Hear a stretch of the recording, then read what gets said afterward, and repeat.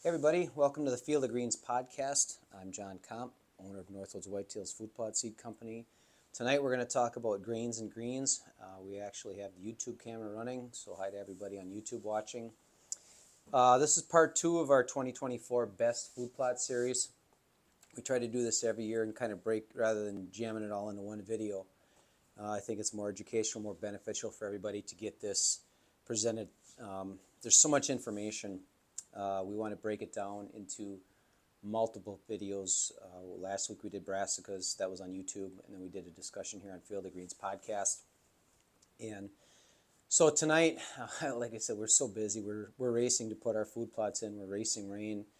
Trying to keep everybody get their orders out the door on time, because when we get orders now, they got to go. We can't, wait a day or two. They got to go out the door that day. So we're busy getting orders out the door. Again, thank you so much for everybody buying our seed, using our products, our liquid products. Man, we're going through that.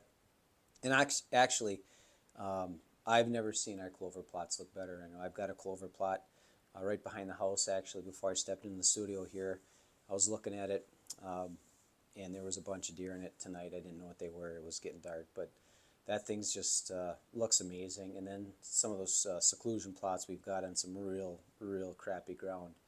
Man, there's deer in them every night. They're just keeping them mowed. I haven't had to mow them all year, but I'll give a lot of credit to that full spectrum products. With lack of rain the last month, we can still get nutrients to those clover plots. So big thanks to Brad Harper. So anyway, YouTube channel viewers, they can see the board behind me. We're talking about grains and greens, and we're going to lump that all into one. I kind of break this down into two different categories. Greens, the cereal grains, the grass-looking type products. The number one that we always talk about here in the north is rye. One of our favorite attractants is oats. The oats we use are really successful at attracting deer. We have wheat. We have some wheat in a couple of our products. I don't sell wheat as a standalone. I've just not, up here anyway, okay, I've just not seen the attraction as compared to a rye oat food plot. But I think there's a place for it. I know a lot of folks in the central part of the country and down south too, they really like wheat. It's something we might bring in eventually as a product, standalone product. One of the things we're messing a little bit with is this, and I'm sorry if I pronounce it wrong, is triticale. I've heard people call it both ways. We're messing with that a little bit. And barley. That's becoming, and I don't want to say popular, but it's being used a lot in food plots. And I've tried it 10 years ago, and I just didn't see the attraction compared to like our oats.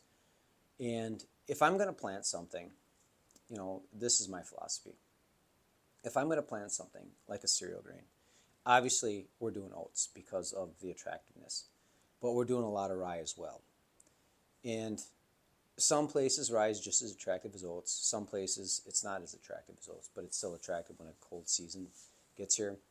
But what I'm looking for rye, I'm looking for that spring first green up. That's what I'm looking for. Up here in northern third, gosh, even northern half of the country, where we get winters.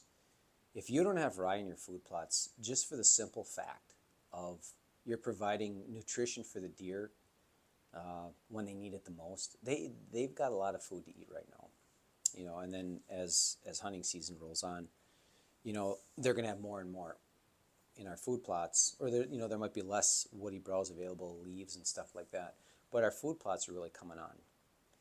But if you're a serious habitat manager, whitetail land manager, I would have rye in just about all my food plots, even as just an overseed. Like today we were at one of the properties we're working on, and we overseeded brassicas with cereal rye. We had rain coming. We raced up there to beat the rain, and I dropped maybe, 70 pounds to the acre of cereal rye in the brassicas. Now the brassicas are just about canopied out. I think we'll do a YouTube short pretty quick on it, or TikTok video on what we did. But it was perfect timing. The canopy is just about complete. There was a couple of bare spots that we dropped some of our short season Southern States Brassica blend in these bare spots because we're running out of time to grow Sweet Feast up here. But we use cereal rye, and it's not so much that the cereal rye is going to outshine that brassica as far as attraction, but what I'm looking for is a little bit of green if they eat the brassicas to the ground. But what I'm looking for is next year. The deer up here, the winters, we had a real easy winter last year. But what I'm looking for is that green up in March, okay? We get that stretch, and if we don't have a lot of snow, we always get a January thaw, January warm up. And I've seen that rye start to green up a little bit. And that deer are just pounding that rye. But really in March, you think about 13-14% protein going into those deer, the does and the bucks trying to recuperate from the rut, even in March. Does getting ready to have fawns. That's the thing I like the most about rye. I'm not saying it's the most attractive in September, October, November. It's very attractive in November because it stays green. It's attractive in December if it's not buried under snow. But a lot of it, and I'm not really getting into the soil health aspect of it, but it's a phenomenal organic matter builder. If you plant it now, let it winter, let it go. Next year, get 4 or 5 feet tall. The massive amount of root system, which turns into organic matter instantly. It's tremendous soil builder. But so that's why I've got rye listed as our favorite. Not only like I said, it might not be number one on the attraction list, but up here, Big Woods areas, Big Woods, Pennsylvania, Ohio, all along the eastern seaboard, New England area, where there's a lot of big woods, cold weather. It's amazing how attractive just a standalone rye plot is. But the benefits, not only for the whitetail in the spring, but the soil benefits are one of the reasons why rye is my favorite cereal grain planting. If I'm doing oats, I'm adding rye as late into the process as possible without harming the sanctity of the land. If you use like Labor Day as a drop dead date to stay out of your property, coming up Labor Day, that's when I'm dropping cereal rye. Again, it might not be the attraction right away in September and October, but you're doing such a benefit to the deer down the road, March, April, May. I was fortunate to go work with some folks in Illinois, do a little hunting. I think it was Brown County, Pike County. And the one thing I said to the outfitter, and I said, do you understand, it's big egg, beans, corn, beans, and all these farms that they were either owned or leased. And they pride themselves on 150 to 180 inch deer, 190 inch deer. And I said, what do the deer eat in the spring? Well, they'll find stuff, because there's, like here, northeast Wisconsin's right across the river from me. It's a big dairy area. There's a lot of alfalfa. So the deer have a lot to eat in the spring. And I said, if you would add cereal rye when those guys get done farming, if this is your ground, I would tell them part of the lease agreement is you're going to drill rye. The second you pull the beans off, the second you pull the corn off, I know it's more work for the farmer, but if you're in the business of growing big deer, I got to think there's a lot of positive if you're putting 13 to 15% protein down their throat in March. That's just my thought process, and I don't know if they ever followed up on it, but I told them, you're only going to get that benefit from rye. So those are the ones, the grains: rye, oats, wheat, a little bit of triticale, barley. Those are the 5 most popular ones. I'm sure there's a couple other ones we're missing, but we mainly deal with rye and oats here, a little bit of wheat. I really like our oats. I think they're one of the best. Man, we got Wisconsin, I think, right across the river from us. They start pretty quick. I'm not sure what season. I think way out west there's a few seasons start September 1st. It's August 28th we're recording this. So there's some seasons right around the corner. And I think oats, and some, we'll get into them in a little bit later when we get into the greens component. But I think oats is a really great early season attractant. Cereal rye in egg areas, they might ignore it, but like I said, there's just a benefit to it later on in the season as well as next spring. So those are our favorite grains. Now greens, the greens part of it, broadleaves. Mostly we're dealing with broadleaves. Okay, and a lot of them, we're going to refer to them as a candy crop. Okay, my mentor, Paul Knox, always referred to these as a candy crop. Kind of like, I love the saying, sprinkles on your ice cream. A lot of these are the sprinkles, okay? Our favorite here is peas. We have forage peas as well as winter peas. Uh, late planted beans. Now we've got a blend designed for egg areas. It's called a green forage blend. We worked on that for about 6 years, and I really like the beans that we have in it. It's a fast growing conventional bean. It's not a Roundup Ready bean.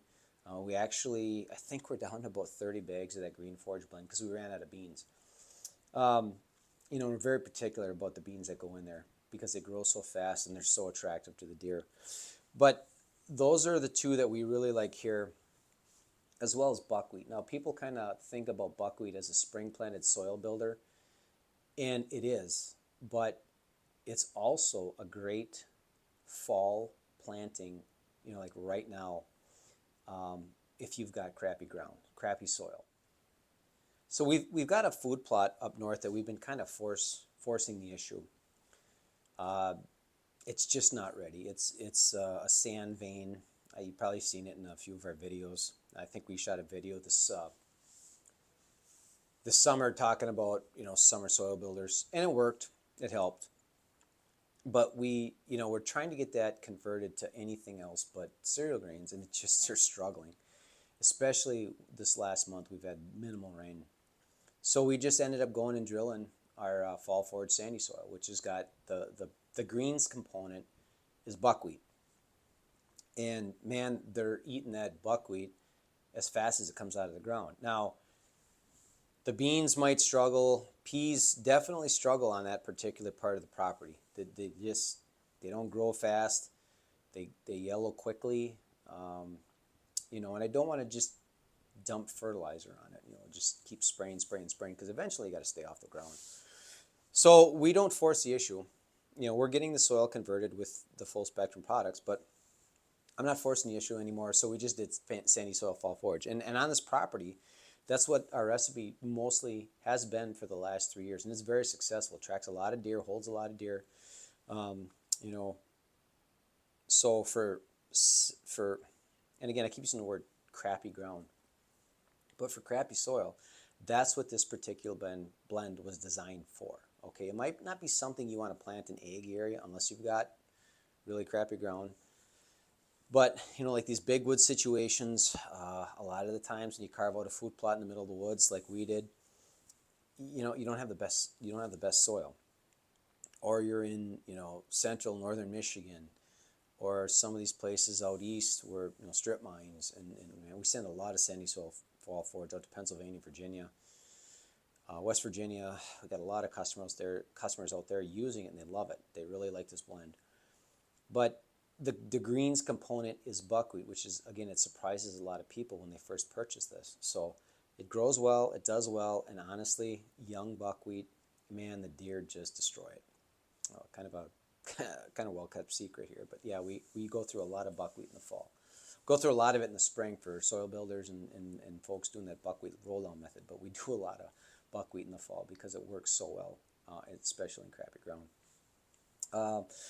So those are the three that we really use here is peas, winter peas, and forage peas, and we sell winter peas as a standalone. We like to add winter peas to brassicas, the late planted beans in our green forage blend, buckwheat. Now there's other ones. We're actually, and I've been talking about this, and again, forcing the issue up here with sun hemp.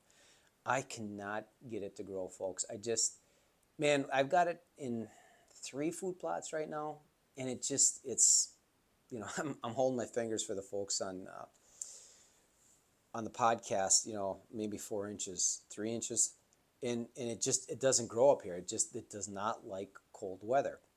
So again, we broke a bag of it, so I'll take a handful of it and I'll throw it in our in all our plantings, and it's just any thought of trying to grow sun hemp up here.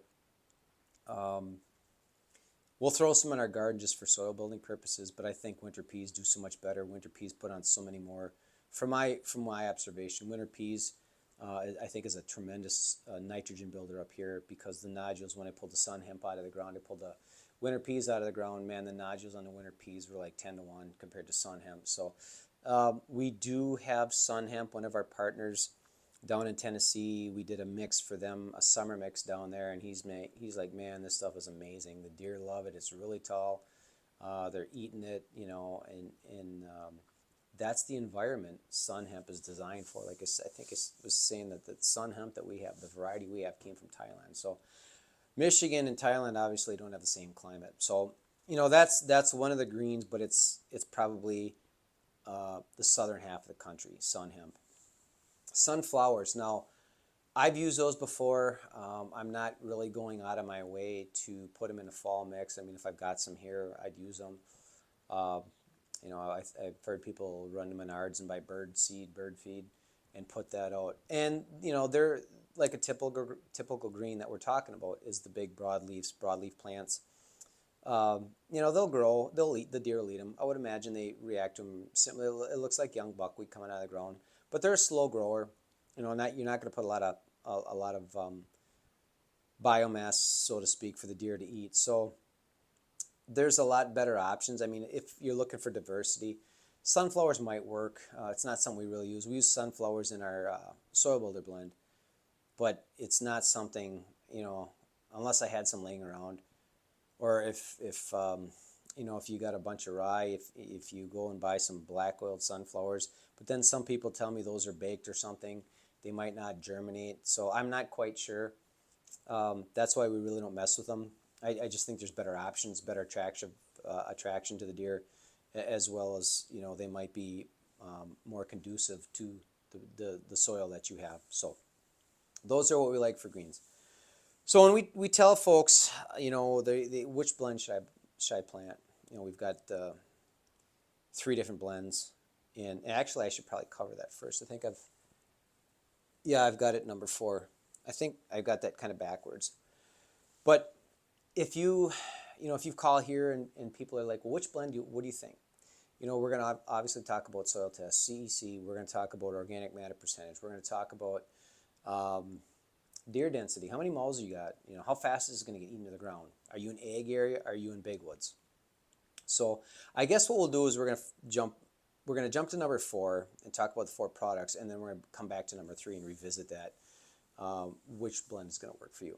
So the products we have is, the first one's Fall Forage. Now that's the very first blend we've developed here. We had Fall Forage, our Sweet Feast, and our Clover blend. I can't remember which one came first, but Fall Forage, one of my favorite plantings, and it regenerates quickly. The green component in it is peas, forage peas. I don't use winter peas in there because it just, they seem to get on the peas fairly quickly. Fall Forage sandy soil, I was just talking about that. The green component in that one is buckwheat, designed for sandy soil, crappy ground, clay, low pH, low organic matter, And then one that is the newest, and it's been here for about 6 years, I think. I really like this blend. It's called our Green Forage blend. It's really designed for ag areas, and maybe if you've got a little bit lower density, because there's beans in it, high percentage beans, high percentage peas, oats. And we've been tweaking this a little bit here and there, just because I just didn't like, when we first developed it, I didn't like some of the percentages. So we added more beans to it. This is more designed for, and gosh, we sell a lot of this, but folks in ag areas. And when you're competing with alfalfa, you're competing with green beans, soybeans, you are trying to have an attraction to kind of compete with that. And the thing with most ag beans, and I'll use Wisconsin for an example. I mean, you can even talk about Iowa, October 1st. I think Missouri is mid-September. Wisconsin, I believe, is the 13th or 14th this year, 15th maybe. A lot of the bean fields, and I'm actually starting to see the one right around the corner from us. I'm starting to see hints of yellow already, but that could be weather related. But that first hint of yellow, and I think a lot of the deer start to realize that this field's not going to be, edible, for maybe a few more days, a couple of weeks. So if you've got something like our Green Forage blend planted, that is a great offset to alfalfa or these beans that are starting to dry down. So that's what the Green Forage blend is designed more for ag areas. If you've got high deer density, that's not something on a couple of our grounds where we've got a lot of mouths to feed, and like right now, I'm starting to see a lot of the woods brown up. They're going to be on these green food plots, and I need something that's going to regenerate. So we're just sticking with fall forage sandy soil, our clovers, a little bit of brassica. One particular property we do have brassica planted. Another one we don't have any brassica planted, just because they're going to eat it to the ground as well as the soil's not ready for it yet. But if you've got a lot of mouths to feed, they're going to eat this. We want stuff that's going to regenerate. So the green forage blend might not be the best option. But in ag areas, man, this mix is dynamite. Planted side by side with brassicas. And actually, a couple of this, I got to jump back again to the greens, the candy crops. We add sweeteners to our fall forage sandy soil, and the green forage blend. We recommend, at least for the fall forage and the green forage blend, we recommend radishes at about 3 to 4 pounds an acre.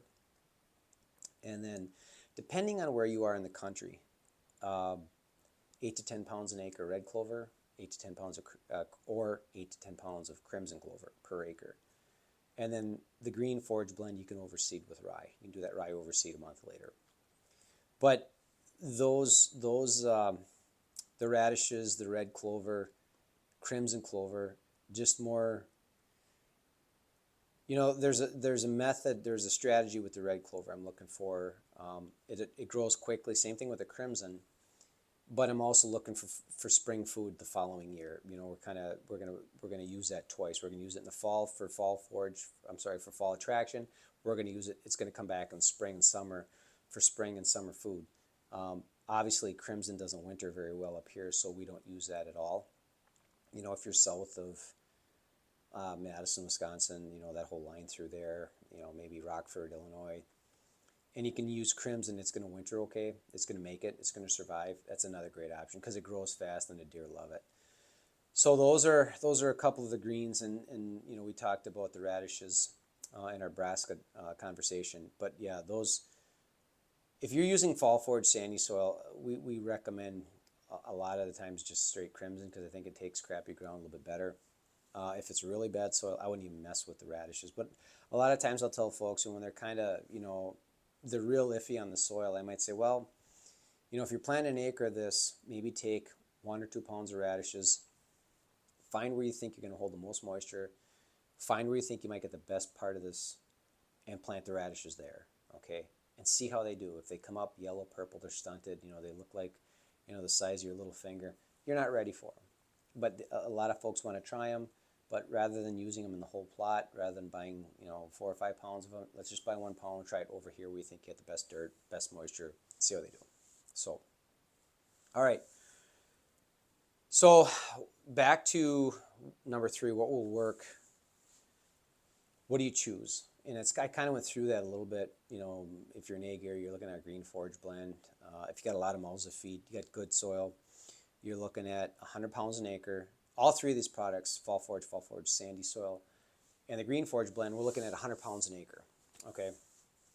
And, it's a lot of seed, but when I plant, most of my food plots are broadcast and then disc or dragged in to cover the soil. Cover the seed. We have access now to a drill, but I'll use it.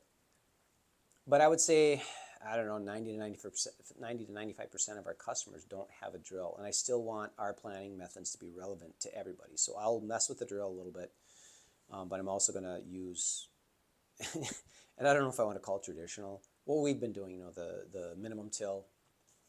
But I still want to do that just, because if something pops up or, a method pops up or a problem arises, that we can kind of, have experience with it. So we'll do both.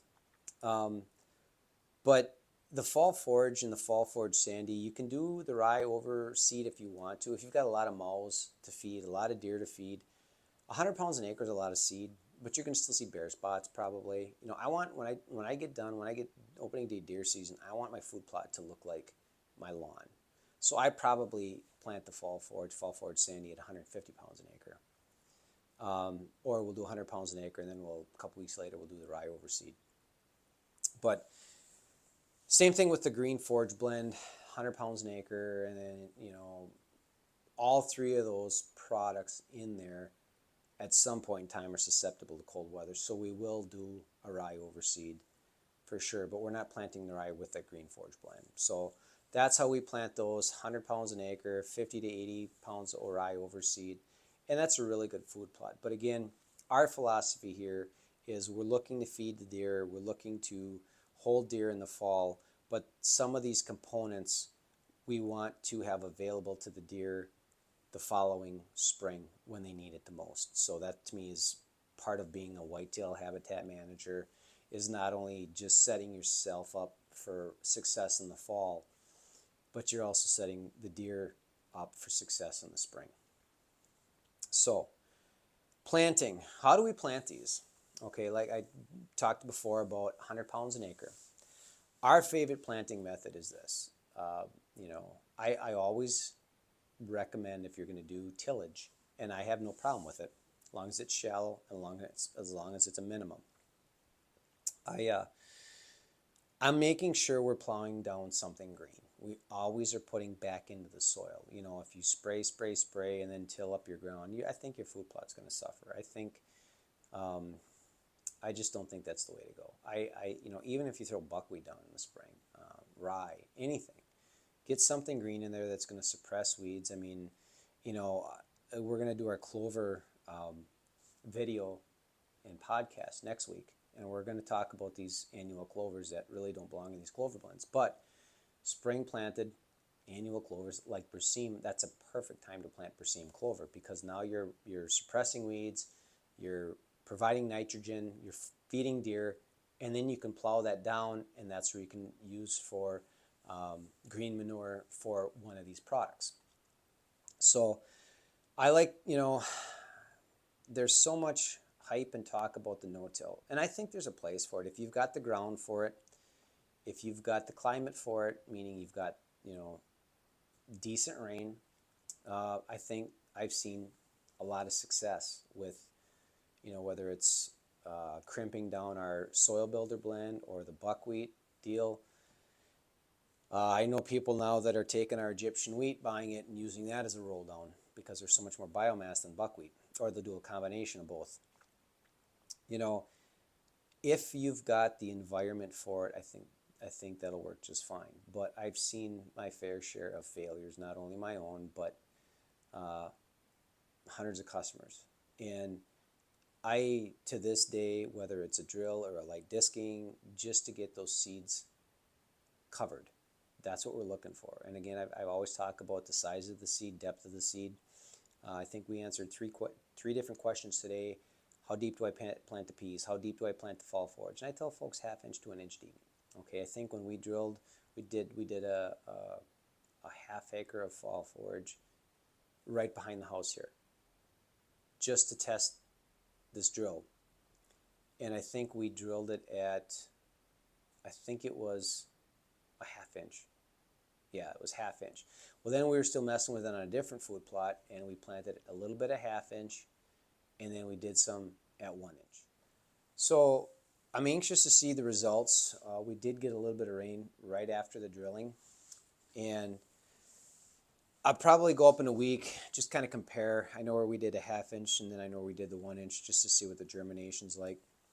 So, you know, again, these seeds, if you think you're going to just throw them out on the ground and let the rain wash them in, or you're going to put them out on the ground, especially like, you know, clay ground that's got a crust on it, I think you're asking for failure. You know, there is a rye component in all of these blends, except the green forage blend, but you want the rye on later. And I think you can get away with that with rye, with multiple rains. But it just seems the peas are finicky.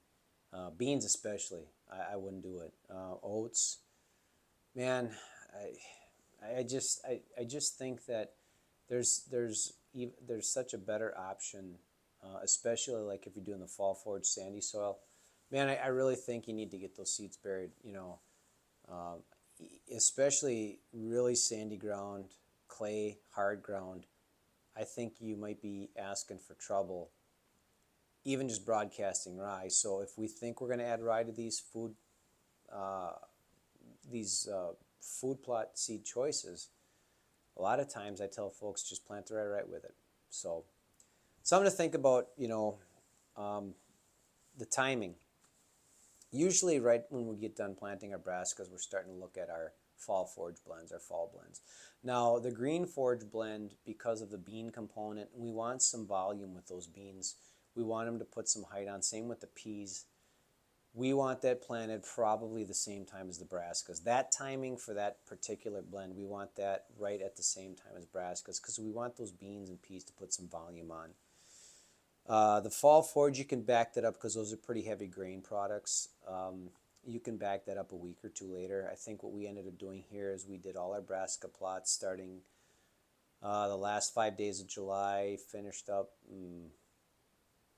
probably the 10th of August. I'm running so far behind. And then we started on our fall forage blend products, and we've got, I think, 2 more food plots to do yet. One really big one that you were looking at in our last YouTube video that Brandon came and mulched out. And then we've got one more that we just carved out today, but that's going to be just a little kill plot. So the timing is a little bit after the brassicas. We don't want those cereal grains to get ahead of the brassicas. We don't want them to get too tall. And then fertilization. We're using, the full spectrum products. But I'm thinking, most people are still on the granular program. So what we've recommended, because there is a broadleaf component and there's also a grass component. It's not really grass, but they look like grasses. We go with a 1919 at about 100 pounds an acre. Now that's without seeing a soil test. What we've been doing is sometimes we'll do 50 pounds of 1919 if it's like the fall forage sandy soil because it's really heavy in grain. Same thing with fall forage. We might do 50 pounds of 1919, 50 pounds of urea, 4600 an acre. That helps a lot. But by and large, without seeing a soil test, we'll go 100 pounds an acre, 1919. And then if you're going to end up doing a rye overseed, you might be able to drop some urea as well if there's rain in the forecast. But now some of these food plots, what we're doing is we're doing, obviously if it's a fall forage sandy soil, we're doing the calcium, the liquid lime 3 cal, we're doing the starter plus. And then once it's up, 6-7 inches, you can go and spray the liquid nitrogen and then the AP as well, without damaging.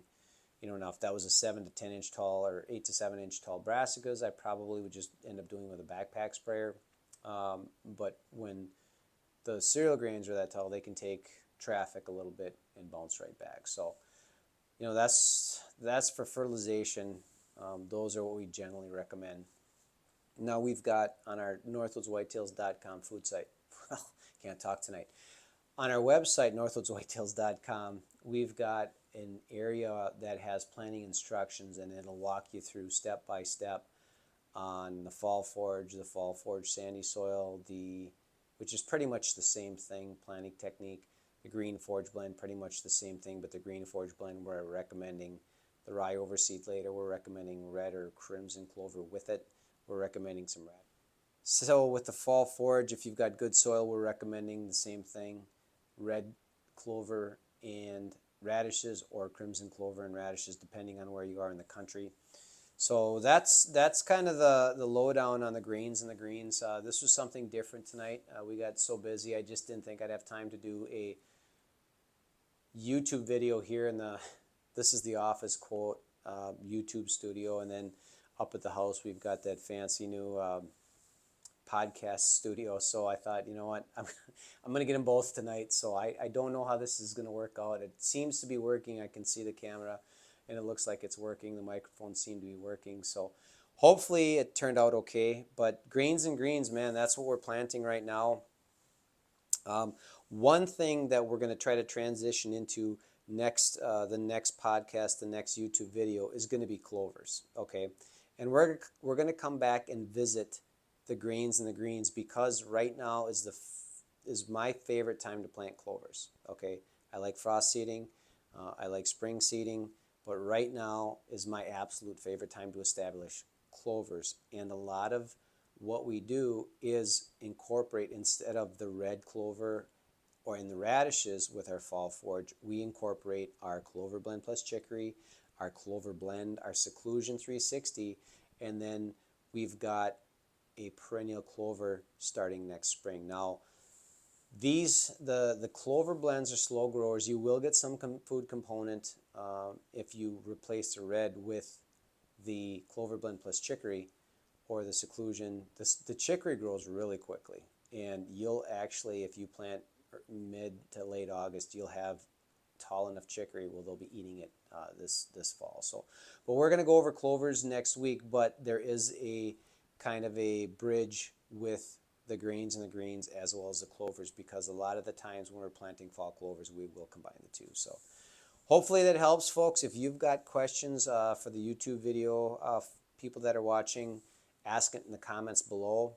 For the folks on the podcast, and as well as the YouTube, we've got at northwoodswhitetails.com, we've got an icon in the lower right. You can ask a question, you can text it, it comes to my phone directly.